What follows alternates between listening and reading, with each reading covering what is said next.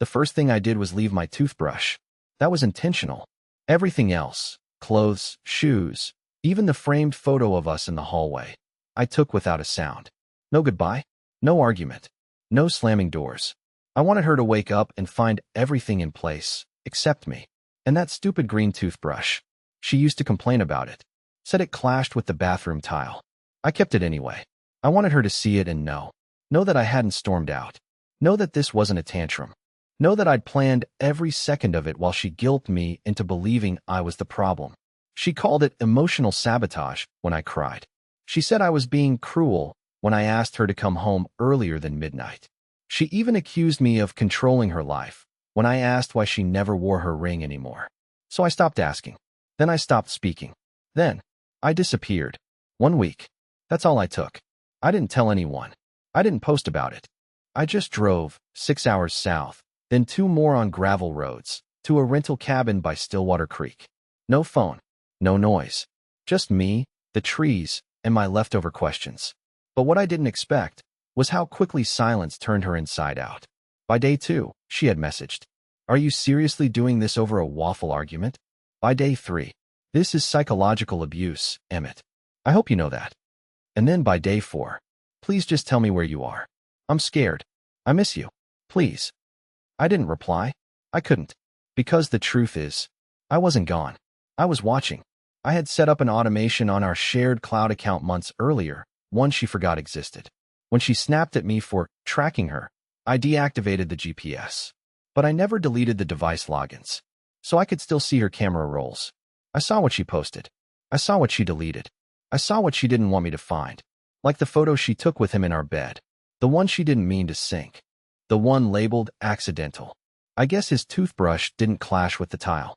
That was the night I stood in front of the mirror at the cabin and didn't recognize myself. Not because I looked broken, but because I wasn't. She had built a world where I was always wrong, always apologizing, always folding myself smaller to fit whatever shape made her comfortable. But in the stillness of that forest, I realized, the quieter I became, the louder her guilt screamed. And I was just getting started. The photo wasn't explicit. At first glance, it looked innocent. 2 people lying on a bed, both halfway cut off by the frame. But I knew that headboard. I built it. Sanded the edges smooth with my own hands while she read renovation blogs beside me and told me how perfect our bedroom would be. And now there he was.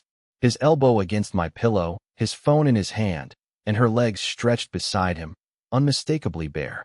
The photo had been taken 2 nights before I left. The same night, she told me she was going to sleep early because she had a migraine from dealing with me. She said I was exhausting. Said I always needed something. Said I was a sponge for attention and it was suffocating her. Then she curled up in our bed, with him, and snapped a memory. Labeled it accidental. Uploaded it to her private album. Synced to the cloud she forgot I still had access to. If I had seen it before I left, maybe I would have reacted differently. Maybe I would have shouted, packed in fury, lit every bridge on fire, and watched it all collapse. But finding it alone, hours away, surrounded by pine trees and silence, it didn't crush me. It clarified everything. The guilt I'd been choking on for months? It wasn't mine. Kinley had become a professional guilt architect. That's what I started calling her in my journal, because she didn't just lie or manipulate. She designed guilt, like it was a craft. If I asked her to call me when she was out late, she said I was controlling. If I said I missed her, she'd laugh and tell me I should get a hobby. When I cried during our last fight, when I begged her to talk to me like she used to, she shook her head and said, "I can't believe how weak you've become." That was the part that stuck with me.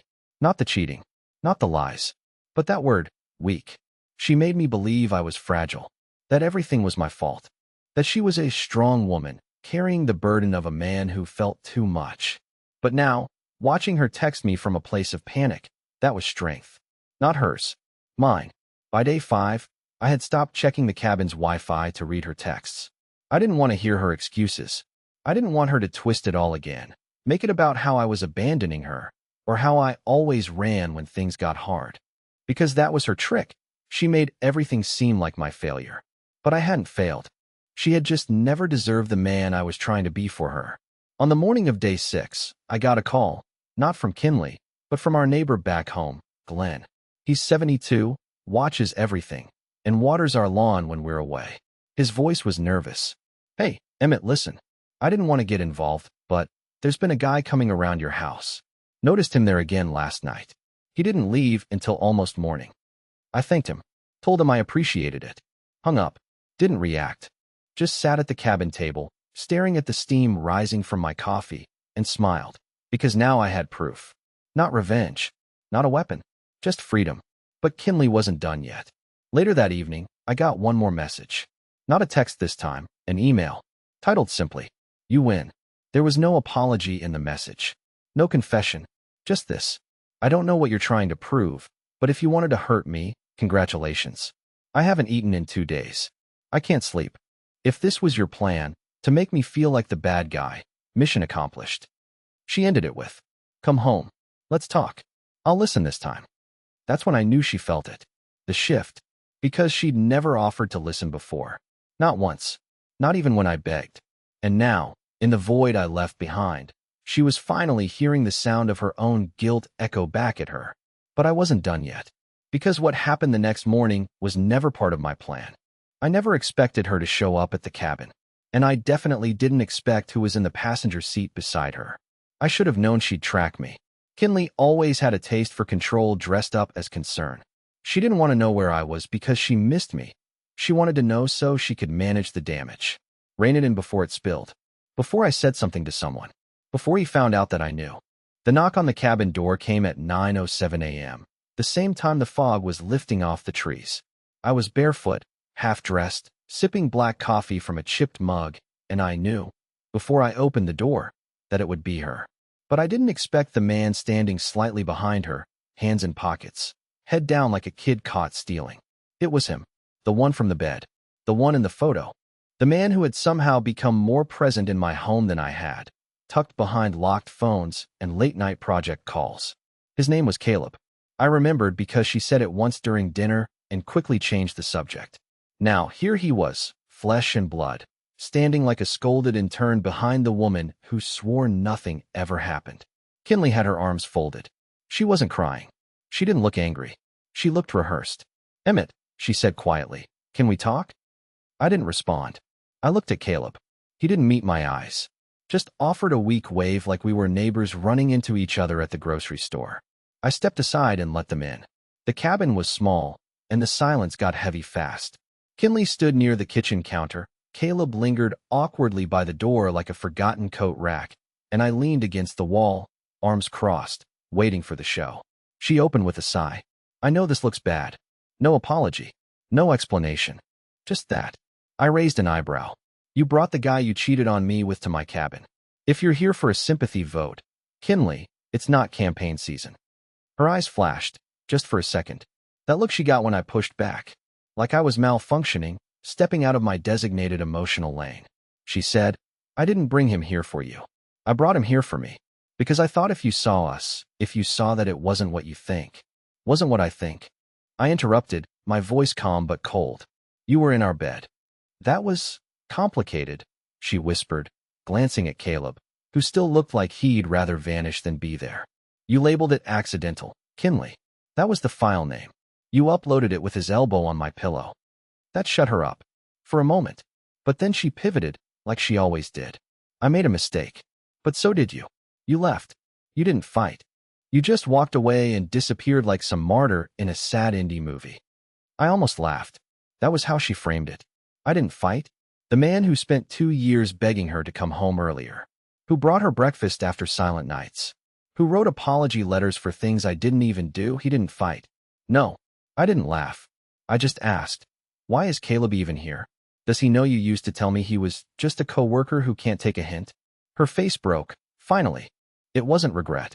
It was panic. Because the lie was exposed in front of both of us now. Her backup plan standing right beside her, looking like a kicked dog. She turned to Caleb. "Can you give us a minute?" He nodded too quickly, like he'd been hoping for that since the moment he stepped out of the car. But before he stepped out, I said, "Wait. Before you go, can you open the trunk?" That froze them both. Kinley's face twisted. "What? The trunk?" I repeated. "I saw the way it shook when you hit the brakes outside. You brought something, and I want to know what." Her lips parted. No words came. I walked to the door myself, and stepped past Caleb. The trunk clicked open with a soft pop. Inside was a suitcase. Not hers. Mine. My blue suitcase. The one I had packed when I left. The one I had left in the closet because I didn't want to give her the satisfaction of drama. She had packed it herself. Taken the liberty of deciding if I returned, when, and how. Inside was a neatly folded stack of my clothes, my headphones, a pair of socks I'd been looking for since April, and my wedding ring. Wrapped in tissue paper. That was her message. She didn't come to apologize. She came to finish the narrative. She was ready to send me home, or send me away, whichever made her feel less guilty. But here's the part that broke her. I closed the trunk, looked her dead in the eye, and said, "You're not the one who gets to decide what happens next." And then I handed the suitcase to Caleb. "Give that to whoever you're dating next." Kinley didn't say a word after I handed Caleb the suitcase. She just stood there, arms slack at her sides, lips slightly parted like she was buffering for a comeback that never arrived. It was the first time I saw her without a response, without a script. I walked back into the cabin and shut the door behind me. Didn't slam it. Just shut it. I didn't even watch them leave. But I heard it. The soft thud of the trunk closing. The tires rolling over gravel. The silence returning like it had been waiting patiently to take its seat again. I sat on the edge of the old twin bed and stared at the cabin wall. There were cracks in the wood, thin and jagged, like veins. I counted them one by one while something heavy and quiet settled into my chest. Not pain. Not even peace. Something new. Detachment. See, Kinley thought this was all a stunt. A dramatic disappearing act to make her feel bad. She didn't realize I wasn't trying to make her feel anything. I was finally freeing myself from feeling everything for her. But I also knew her. Knew how her mind worked. Knew she would spiral the second she realized she couldn't reel me back in. And that's exactly what happened. By the next morning, her tone had shifted again. The emails weren't angry. They were fragile. "I don't even know who you are anymore. Why are you being so cruel? I can't sleep. I can't eat. I don't know what to do." That last one sat in my inbox for an hour before I replied. I had typed, deleted, retyped, and stared at the blinking cursor like it owed me answers. Then I finally sent one message. Just one sentence. "Now you know how it feels." That broke her. 15 minutes later, I had 3 missed calls, a long voicemail of her sobbing and gasping between broken phrases like, "You're really doing this," and "I didn't mean to hurt you." But here's the part that twisted the knife for her. I didn't respond. You have to understand something about Kinley. Silence was her weapon. She used it like a scalpel, precision cutting every emotional plea I ever made. When I needed her to talk, she went quiet. When I poured my heart out, she gave me a shrug and a "we'll talk later." But now silence wasn't a tool, it was a mirror, and she was staring straight into it. 2 days later, I got an email from her sister. Subject line, "Please talk to her." Apparently, Kinley had shown up to her place in the middle of the night, mascara streaked, holding a box of things I hadn't asked for, photos, letters, an old birthday card from 2018 where I wrote, "Even if you stop choosing me, I'll keep choosing you." She never let me finish that sentence when I read it aloud back then. She just rolled her eyes and said it sounded like something from a soap opera. Now she was clinging to it. Her sister said Kinley had stopped eating, that she kept refreshing her inbox, that she hadn't left the guest room in 2 days. I should have felt pity, but all I felt was clarity. Because you don't realize how loud someone's absence is until they take every version of themselves with them. And I had taken everything. My voice, my patience, my devotion, all the things she guilted me into offering and mocked me for giving. And the part she never expected? I was never coming back. But I wasn't planning revenge. That's not what this was about. What happened next, that wasn't me pulling strings. That wasn't some big master plan. It was simply consequence. Because on the 7th day, the 1-week mark, I received a single text from a number I didn't recognize. No name. No context. Just, "You don't know me, but I know about you. I think we should talk." My stomach dropped. Because something told me, right then, this wasn't about Kinley anymore. This was someone else. And he had a story to tell. When I saw the text, I read it 5 times. "You don't know me, but I know about you. I think we should talk." It didn't feel like a scam. It wasn't vague or baiting. It wasn't spam, and it wasn't Kinley. Her style was passive-aggressive poetry and guilt-soaked paragraphs. This was something else. And something about the signature, sent a chill through me. Because I remembered her mentioning someone months ago, in a throwaway comment she never circled back to. Yeah, Mark used to text me all the time back in college. He was obsessed. I felt bad for him. That's what she said when we were reorganizing our storage closet and I found a dusty old photo album. There was a snapshot tucked into one of the sleeves. Kinley at a beach. No filter, no pose, just sunlight and laughter. I asked who took it. She said, "Oh, probably Mark. That guy never knew when to quit." At the time, I didn't think twice. Everyone has a past. Now I wasn't so sure it was just the past texting me. I replied with one word. Why? His answer came 60 seconds later. Because I've been where you are. And I made the mistake of forgiving her.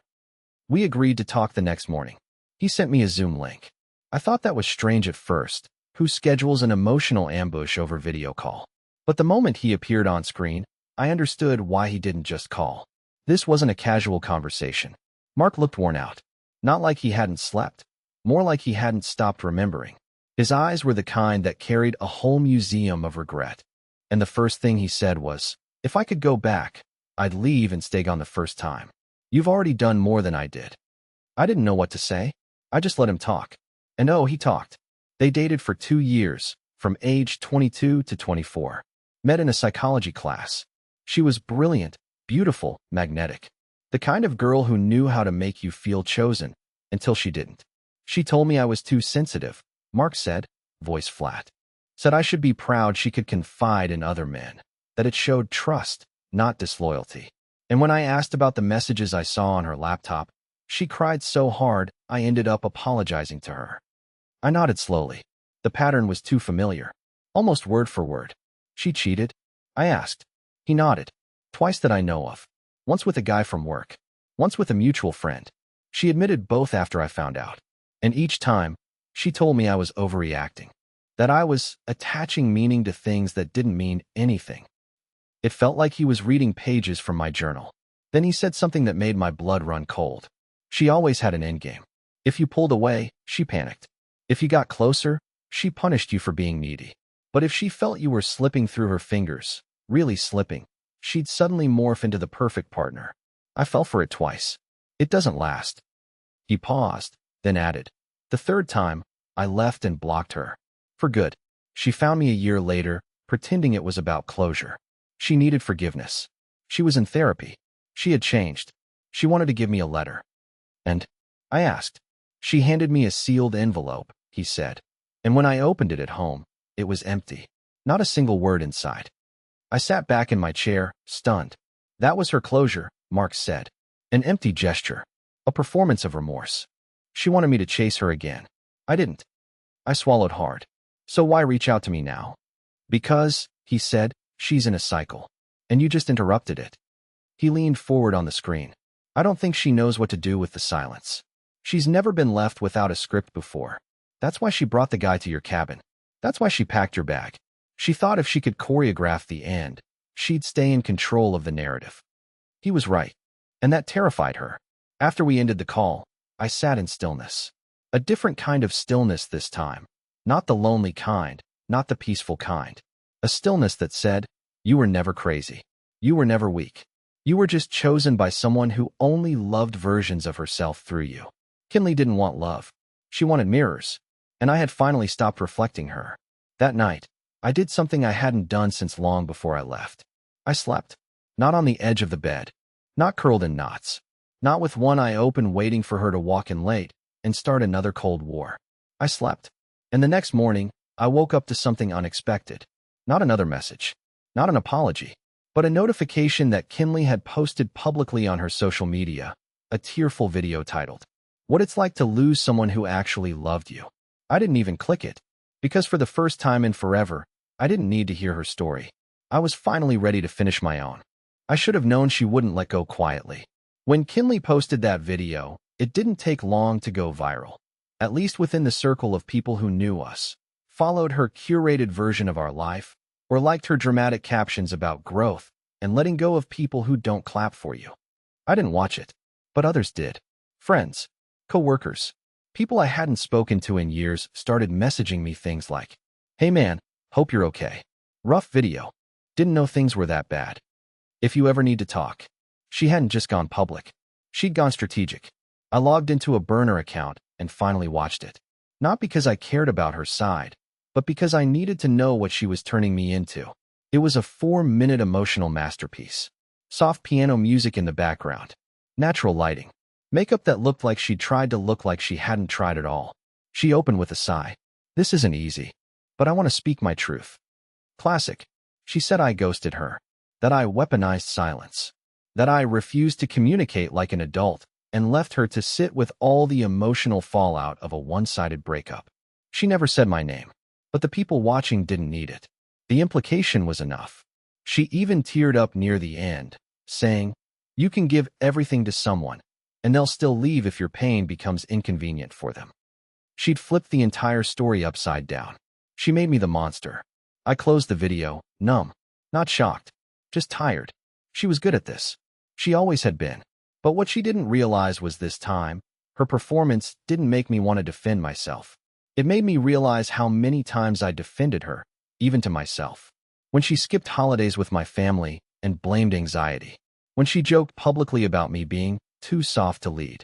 When she called me clingy for asking if we were okay. Now she was using an audience to reinforce the fiction that I was the villain in her curated redemption arc. But karma, it seems, has better timing than I do. Because 48 hours after her video went live, someone else posted something that changed everything. It was a simple comment. Under her post. From a verified account I didn't recognize. "Didn't you cheat on him with Caleb? Weird how that didn't make the cut." Then another one. "Interesting how your definition of being ghosted doesn't include uploading a selfie with another guy in your bed." And then, screenshots. A thread started gaining traction. Someone had dug through Kinley's now-deleted Instagram stories, Reddit comments under fake usernames she forgot to cover her tracks with, and TikTok replies from burner accounts that matched her writing style exactly. It was damning. One user even pulled up a time-stamped comment where Kinley joked, "If he doesn't know, it didn't happen, right? Winky face." The image that followed? A blurry photo at a rooftop bar. Caleb's hand was clearly visible on her thigh. And suddenly, her narrative cracked in front of everyone. She tried to delete the video. It was too late. Screenshots, reposts, duets, reaction videos. She wasn't trending on a national level, but in our world, the small online space where our lives had quietly played out, she was losing control. And that's when the texts started coming again. "I messed up. Please, just talk to me. I lost everything. You don't have to hate me. I thought I was the strong one, but I was just scared. Can we restart?" It was like watching someone try to build a house on quicksand.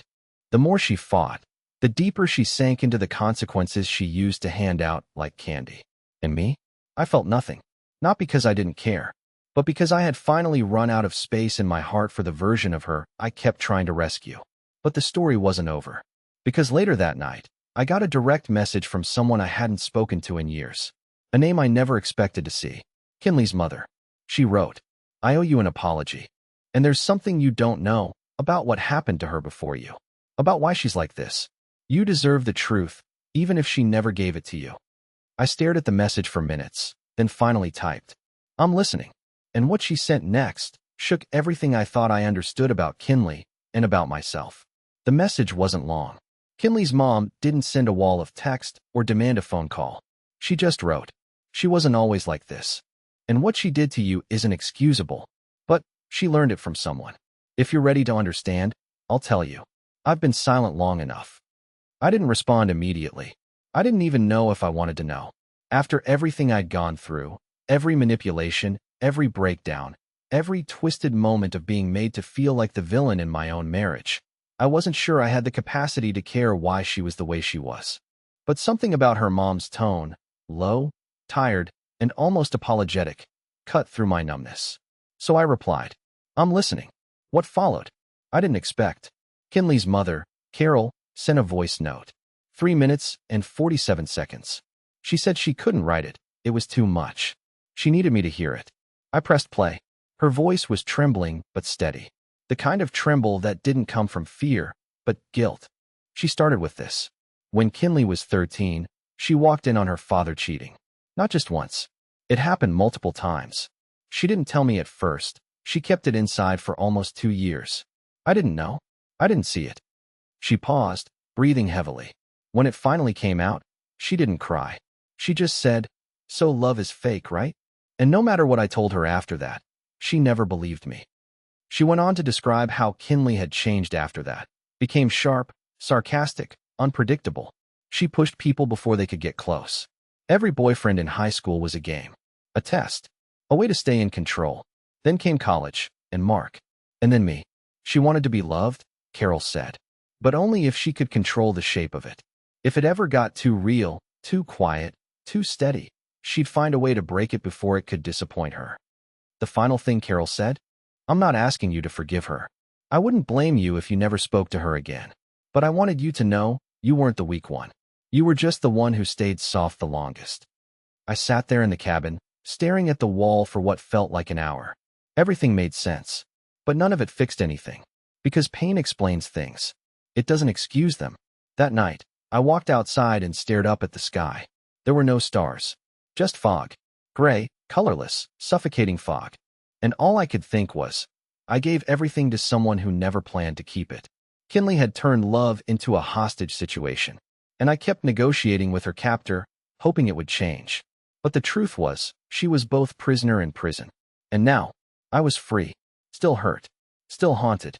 But free. The next morning, I did something I never thought I'd do. I wrote her a letter. Not to reconcile. Not to comfort her. Just to say the things I never said. The final things. I didn't romanticize it. I didn't dress it up. I just told her, "I loved you so much I lost myself inside it. And when I finally asked for a hand to hold, you accused me of drowning you." I told her, "You taught me how to say I'm sorry for things I never did. Now I'm unlearning every apology you built into me." And then I ended it with, "I forgive you. Not because you earned it, but because I refuse to carry this bitterness into whatever life I build next." I folded the letter, sealed it, didn't send it, because closure doesn't always require witnesses. Sometimes it just needs a full stop. But as I was getting ready to leave the cabin and finally return home, my phone buzzed with one final, unexpected message. Not from Kinley, not from Mark, or Carol, from someone I had completely forgotten about. A name I barely remembered. "Caleb, can we meet? I need to tell you something. It's about her. And about me. It's not what you think." When Caleb messaged me, I stared at the screen for 10 full minutes. After everything, after watching him stand behind Kinley like some apologetic sidekick, after seeing him in the photo that broke whatever was left of my trust, I didn't think I had a single ounce of interest in what he had to say. But something about the wording stuck with me. "It's not what you think." That line. It had weight.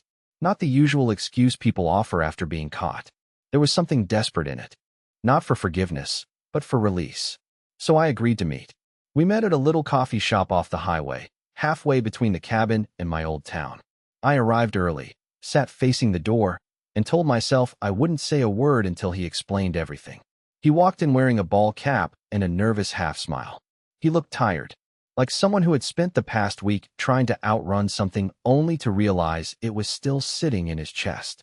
He sat across from me, didn't order anything, just said quietly, "I owe you a real explanation, if you'll let me." I nodded once, and then he unraveled the part of the story Kinley had never told me. They weren't in love, not even close.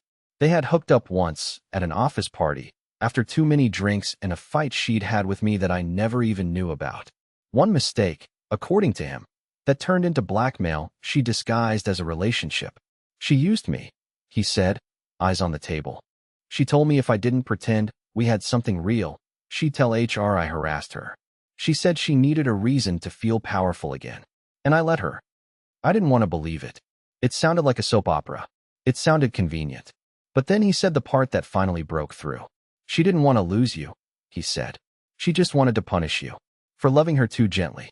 For making her feel safe. She doesn't know how to exist in safety. So she destroys it."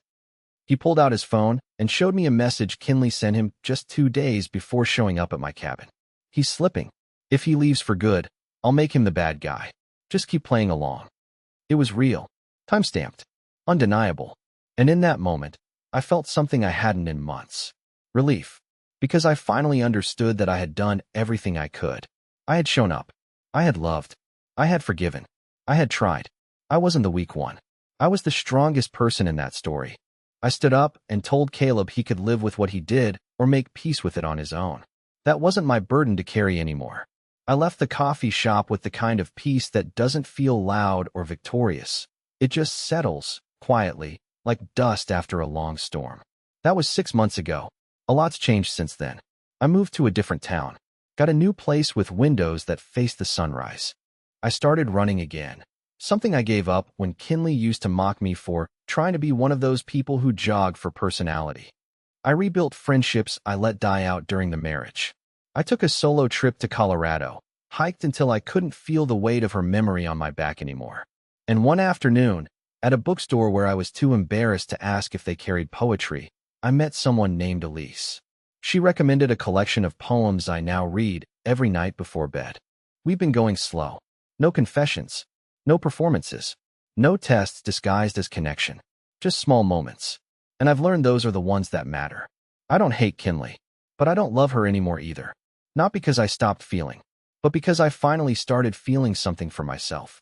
So if you're reading this because you're in it right now, because you're being made to feel guilty for being the only one who still shows up, please hear this from someone who nearly lost himself inside someone else's pain.